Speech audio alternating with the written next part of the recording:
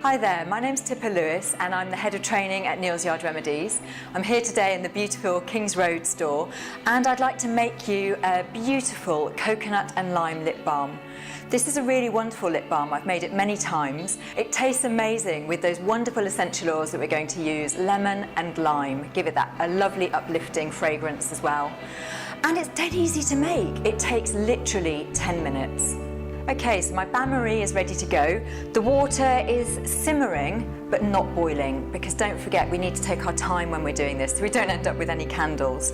What I'm going to start off with is putting the beautiful beeswax into my bain-marie and allow that to melt. And this is the bit that takes the longest out of the whole recipe. So I'm going to keep this really simple and we're going to use teaspoons to measure. So I'm going to use 1 teaspoon of beeswax. So that is literally about 7 pellets of beeswax and I'm going to pop that in. And then I'm just going to be patient and I'm going to wait for a couple of moments for that to melt and become liquid. Okay, so the beeswax is melted, so we're ready to add the other ingredients and I'm going to start off with coconut oil. So again, keeping it simple, we're just going to go for a teaspoon of coconut oil. So I'm just going to literally just pop that in there. Coconut oil melts so quickly because it is packed full of those essential fatty acids, which is exactly what we want for nourished lips. So that started to melt straight away. Don't worry when you look in, because what you'll notice is that your beeswax starts to solidify again. And that's perfectly normal. As it warms up, it will start to reliquefy.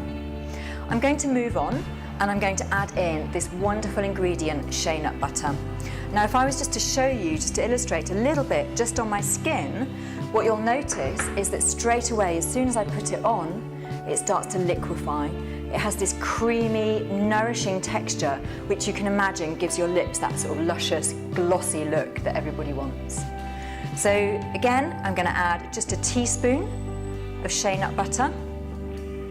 And I'm just going to pop that into the mixture as well. And then we're moving on to a liquid oil. So almond oil, I think everybody has heard of and probably used. This is an organic cold-pressed almond oil, which is really important because we want to keep our skincare as natural and organic as we possibly can. So cold-pressed oil is extracted without using solvents, so you keep all of that good nutrition, all of those great essential fatty acids within it. So again, nice and easy, just 1 teaspoon of almond oil, and that's popping in there as well. What I'm going to do now is I'm just going to leave that just to melt just for 1 minute and then we'll take it off the heat and we'll add our essential oils. Right, so all of those wonderful ingredients have melted together into this great amber liquid. And now what I want to do, really importantly, before I add my essential oils, is take everything off the heat. If we don't do that, when we add the essential oils, all that wonderful fragrance and properties will end up all around us rather than in the product, which is where we want it. So I'm just going to take this bowl off the heat. This won't solidify for a couple of moments, so don't worry about rushing. You've got a little bit of time to play with. If it does start to solidify, all you need to do is just pop it back on the heat and it will reliquefy very quickly. So the 2 essential oils we've chosen are lime, and I'm going to add 4 drops.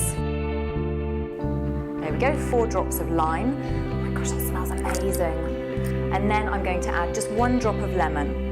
And don't forget, these essential oils have those great antimicrobial effects, so helping to protect your lips. And there we have it. This is our lip balm ready to pour into the pot. And this is the bit that is the only tricky part. And it's actually pouring your product into the tin. So we've got these wonderful little lip balm tins here, but you can use anything you've got at home. A little glass jar, anything that's to hand.